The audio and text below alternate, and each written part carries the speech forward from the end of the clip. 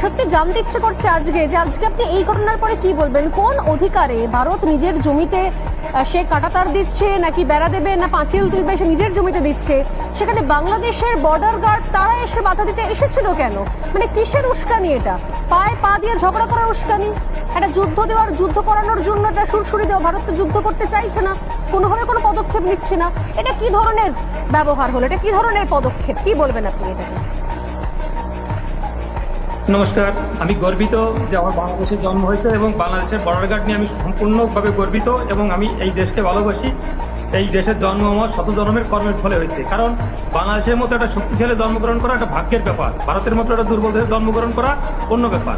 বিমল দা যে বললেন যে আমাদের যে বর্ডার গার্ডে যেটা করছেন আপনি যেটা বললেন, এখানে সীমান্তে নো ম্যান্স ল্যান্ড এবং 0 পয়েন্টের একটা ডিস্টেন্স থাকে, তারপর তার নিজস্ব জমি আছে।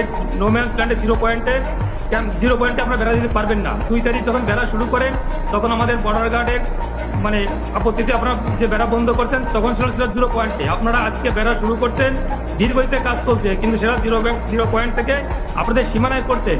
আপনাদের সীমানায় বেড়া দেবেন না, পুকুর কাটবেন না, গাছ লাগাবেন, এতে বাংলাদেশে কিছু আসা যায় না। আর বাংলাদেশ নিয়ে আমি যেভাবে বললেন দুর্বল, সরিষা খেতে ট্যাঙ্ক নিয়ে একবারও বলবেন না। আপনার বয়স কত আমি জানি না, আপনি 2001 সালে আপনার বয়স কত ছিল? 2001 সালে আপনারা উস্কানি দিয়েছিলেন সীমান্তে। সেখানে পাদুয়ায় 16 থেকে 19 এপ্রিল এই 4 দিন যে গন্ডগোল করছিলেন, সেখানে আপনাদের 18 জন বিএসএফ মারা গেছে, আমাদের মারা গেছিল মাত্র 3 জন।